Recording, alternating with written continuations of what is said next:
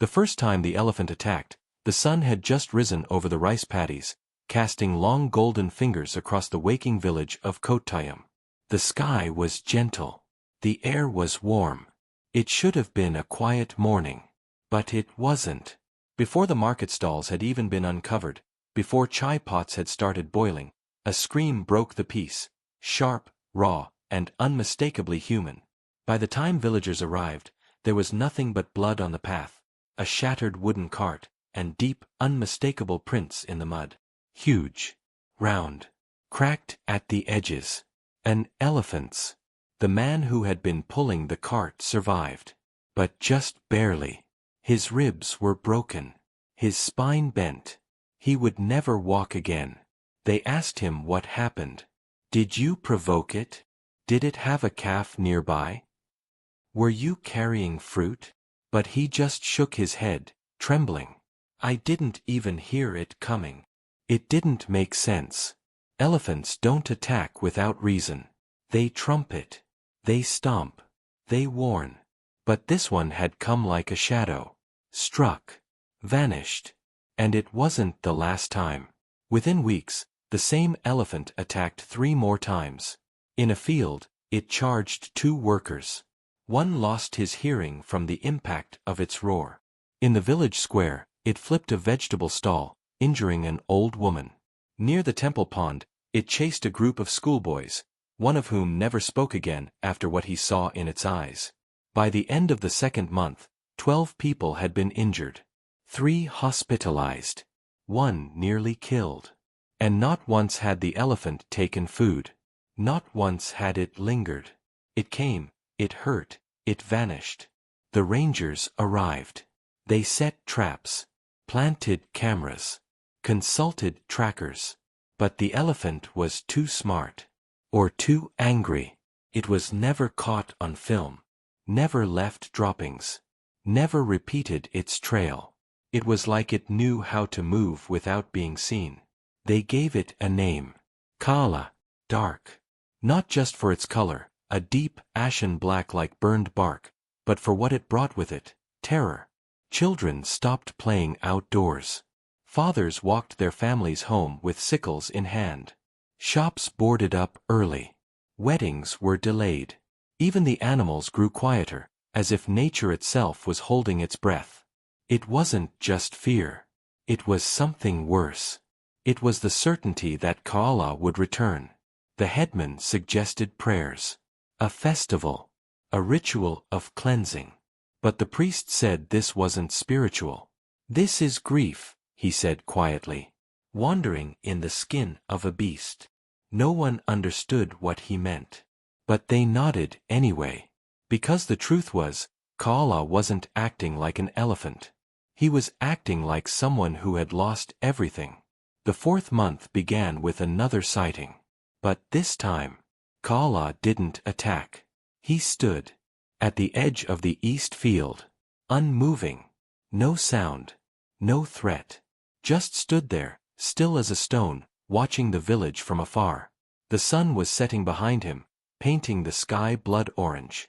People gathered, but no one dared approach. He stayed for nearly an hour, then vanished back into the trees. The next morning, he returned. Same spot. Same stillness. And this time, he sat down. 12 feet tall. Thousands of pounds of fury and silence, just sitting like a broken idol. Some thought it was a trap. Others said he was dying. A few whispered the word, possessed. But none came close. That's when the tapping started. Tap, tap, tap. Soft. Wooden. Rhythmic. From the far side of the field, a girl emerged. Small. Barefoot. Dark hair in braids. A white dress that hung loosely from thin shoulders. And in her hand, a smooth walking stick, worn and familiar. She moved slowly, feeling the earth in front of her, tilting her head slightly at every step. Blind. Her name was Mira. She lived with her grandmother, just outside the village. Lost her sight at 4. Spoke rarely. Smiled often. But no one noticed her much. Not until that moment. "Someone stop her," a man whispered. "She doesn't know. She'll die." But no one moved, because even from a distance, you could see it. Kala was watching her, not breathing hard, not tensed for a charge, just watching. Mira walked straight toward him, unflinching, as if she'd walked that path 1,000 times in her mind, as if her feet remembered what her eyes could not. Closer, closer. The wind barely stirred. Kala's ears flicked once. His trunk shifted slightly, not in threat, but in recognition. The moment stretched. The village held its breath. And then, Mira stopped just inches from him. She reached out.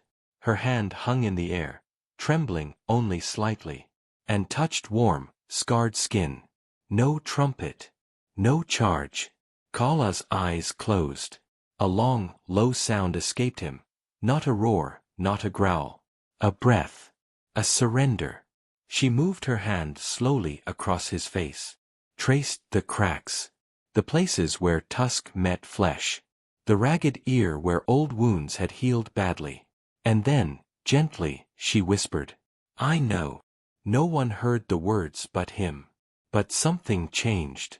Kala leaned forward, not to push, not to strike, but to rest. His trunk curled softly around her ankle, just for a second. Then released.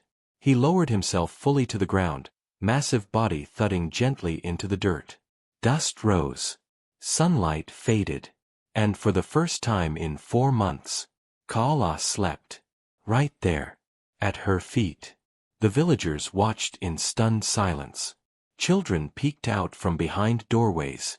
A few elders dropped to their knees, unsure whether this was miracle or madness. But Mira? She just sat beside him, one hand resting on his cracked forehead, eyes closed, face calm. "He's not angry," she said aloud. "He's in pain." 4 hours, the elephant didn't move. He stayed at the edge of the village, curled slightly into himself like a child recovering from fever. His tusks rested in the dirt. His breathing was slow. Mira never left his side. By dusk, her grandmother arrived, weeping, yelling, terrified. She tried to pull the girl away, but Mira wouldn't budge. "He's not hurting me," she said simply. "He's listening." That night, the village split into 2. Half were convinced Mira had some kind of power. The other half feared she'd gone mad. But none dared touch the elephant. Even the rangers, who arrived before midnight, refused to shoot a tranquilizer. "He's too still," one of them said. "It's unnatural. He's watching us." The next morning, Mira was gone. So was the elephant. Only a trail of flattened grass led back into the trees. Everyone expected violence to return. But it didn't. 3 days passed. No attack. No screams. Just quiet. Too quiet. On the 4th day, Mira returned. Alone. Dusty. Calm. Silent. People surrounded her. What did he do? Where did you go? How are you still alive? She didn't answer any of it. She only said, "He's waiting. He wants someone to listen." That didn't go over well. The schoolmaster called a village meeting. "This is dangerous," he said. "She's only a child. She could lead it back here and kill more of us." "She hasn't led him anywhere," Mira's grandmother shot back. "He chose her. Or cursed her. She calmed him. Or she's part of it." That was when Mira stood up and said the first thing no one expected. "I saw what happened to him." The silence was immediate. Her voice was quiet but full. "I didn't see it like you see, but I felt it. When I touched his face." She paused. "He was chained. In a cage. He watched his mother fall. He screamed until he couldn't anymore. Then they beat him until he stopped trying." She took a breath. "There's something broken in him. But it didn't start here. It started long before." Some called it nonsense. Others couldn't stop thinking about it. because something in her voice was too certain, too true, even without eyes. That night, one of the rangers pulled the village elder aside.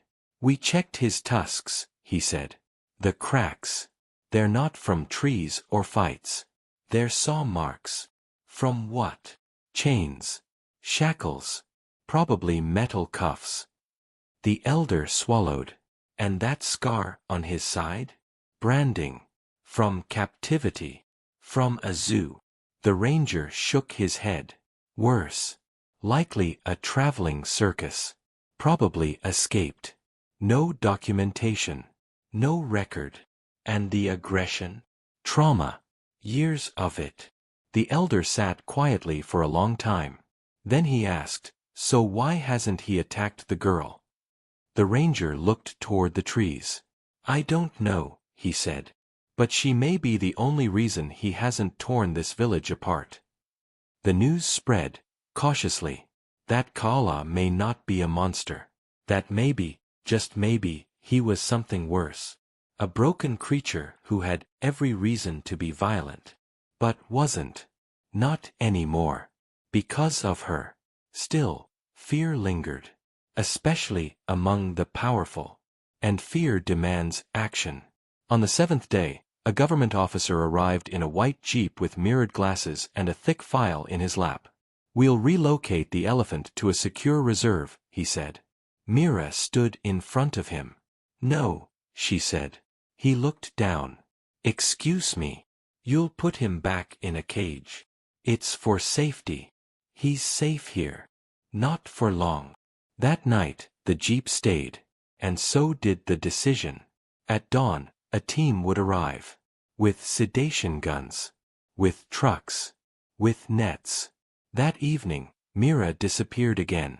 By morning, the jeep was gone. But Kala was standing in its place. Alone. No chains. No roar. Just standing in the road, facing the village. Behind him stood Mira. One hand resting on his leg. She looked straight ahead, even if she couldn't see. And then she said, "If you try to take him, he will fight. Not because he wants to hurt you. But because the last time someone touched him like that, they didn't let go for 10 years. Let him stay." No one spoke. Because no one had seen anything like this. And Kala? He knelt again. Lowered himself into the dirt. And waited. Kala stayed. Not for a day. Not for a week. But for good. He didn't return to the forest fully. He built a space for himself in the clearing near the stream, just past the edge of the village. He dug with his trunk. Flattened grass. Dragged old logs into place. The villagers watched from afar as the most feared animal in their lifetime began to make a home. And every day, Mira sat with him. Sometimes in silence. Sometimes whispering stories no one else could hear. Sometimes humming songs her mother once sang, long ago. Kala never hurt anyone again. But people's fear didn't vanish. Fear is stubborn that way. Some gave Mira food, thanked her in whispers, bowed slightly when she passed. Others turned away. A few still believed the elephant was dangerous, that he was just pretending to be calm, waiting for a moment to snap. And when things are quiet for too long, the wrong kind of people get brave.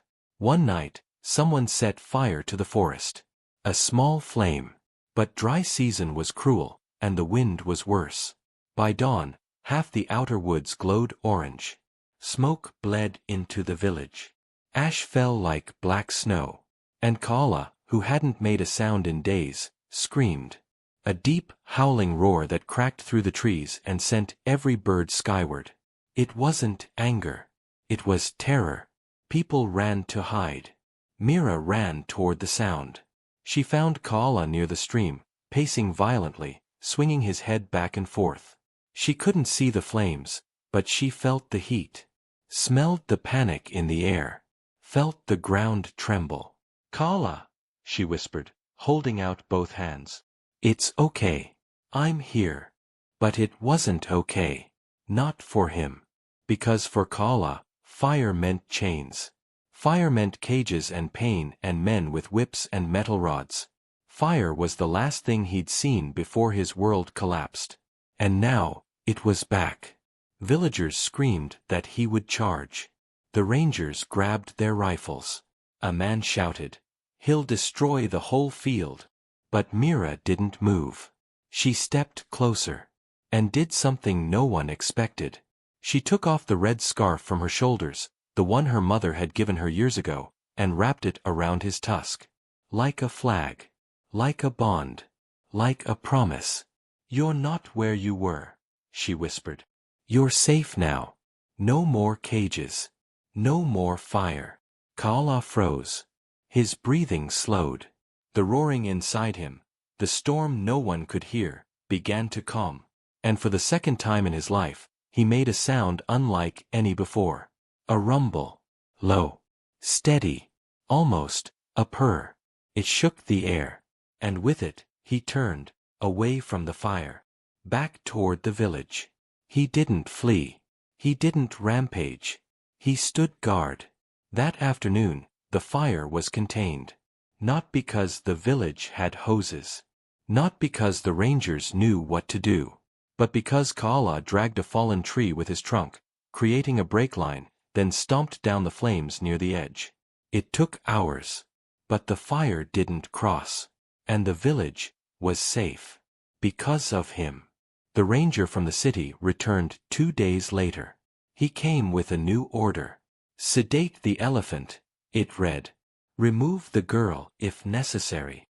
But when he stepped out of his jeep, what he saw made him freeze. Children sitting near the stream. Women laying baskets of fruit at Kaala's feet. Men bowing their heads in respect. And at the center of it all, Mira, her hand resting gently on the same tusk still wrapped in the red scarf. The ranger lowered the paper, folded it once, and didn't say a word. That night, Mira and Kaala sat alone. The stars above were clear for the first time in weeks. And she whispered, "You were never the monster. They just never looked long enough to see who you really are." Kaala lowered his head beside hers. And for the first time in his long, broken life, he slept without one eye open. But not everyone was at peace. A boy named Ravi, 17, proud, always loud, couldn't accept it. He didn't care for Mira's stories. He didn't believe in forgiveness or understanding. He only remembered the day Kaala had thrown his uncle's cart, nearly killing the man who raised him. So that night, under a moonless sky, he took a slingshot, found a heavy stone, crept near the stream, and waited. He didn't get close. He didn't need to. He aimed for the eye, pulled back. But before he could let go, a hand touched his shoulder. Mira.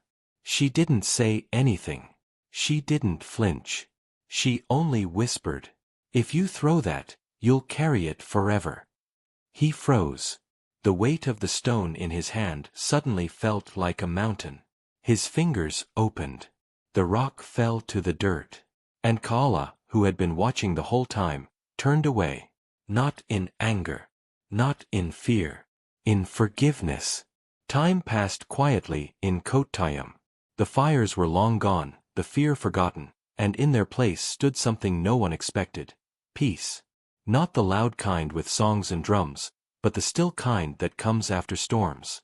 Kaala had become part of the village. Not a pet. Not a prisoner. Just present. He slept near the stream. Helped move logs when needed. Bathed in the shallows where children used to play.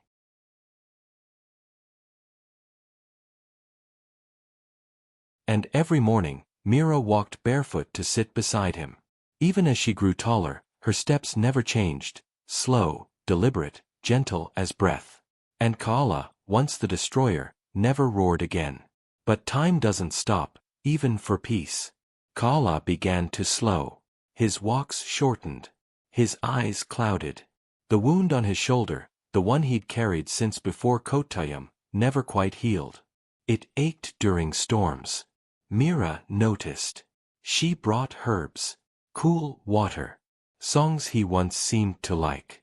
But she knew what was coming. Not from sound or sight, but from the silence that grew deeper in him each day. One evening, Kaala didn't stand to greet her. He simply lay beneath the banyan tree by the stream, trunk coiled loosely, chest rising slow. She touched his forehead. It was warmer than usual. She sat beside him, leaning against the thick skin that had once trembled in rage. "Are you ready?" she whispered. Kaala didn't answer. But something in the air shifted. That night, the moon rose bright. The wind was warm. And when Mira woke in the early hours, something was missing. She walked to the stream, no need for a stick anymore, she knew the ground like breath. The spot beneath the tree was empty. No prints. No broken branches. Just quiet. A quiet too large to be real. Kaala had disappeared. Vanished without a sound. At first, people searched the forest. They feared he was injured. That someone had taken him. But no signs were found. No fur, no blood, no trail. Just absence. Some said he had gone to die in peace. Others whispered he had never been a real elephant at all, only a spirit passing through. But Mira? She smiled. Because she had heard the final breath. And she understood. Kaala hadn't left. He had become the silence. In the following days, the village changed again. They cleared the space by the stream.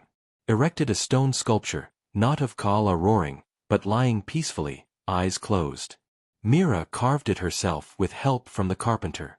At the base, they inscribed her words. He was not wild. He was wounded. And he was heard. Years passed.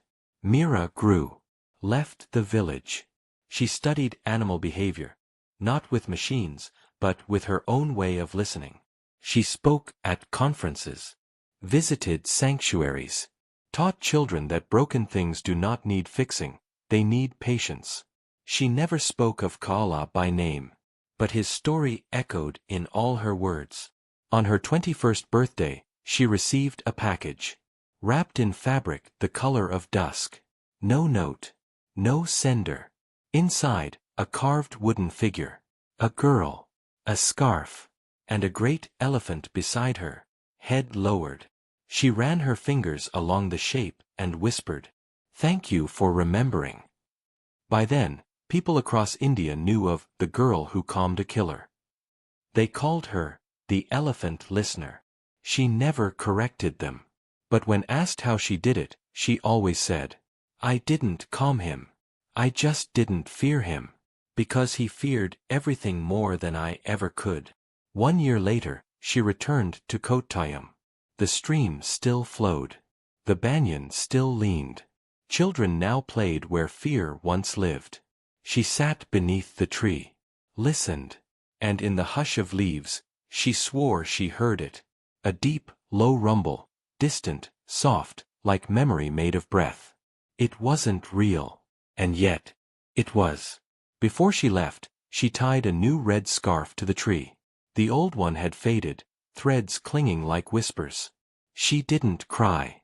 She smiled. And said only one thing. Some friendships are louder than words.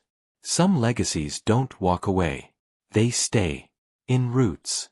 In stone. In silence. As she turned to go, a boy no older than 7 tugged her sleeve. "Miss Mira," he said. "Was he scary?" She knelt, placed his hand on the carved tusk of the stone statue. "He was never scary," she said. "He was scared." The boy nodded slowly, running his fingers along the smooth stone. "Then I won't be scared of animals either," he whispered. Mira smiled. And in that moment, the story lived on. Not as memory, but as promise.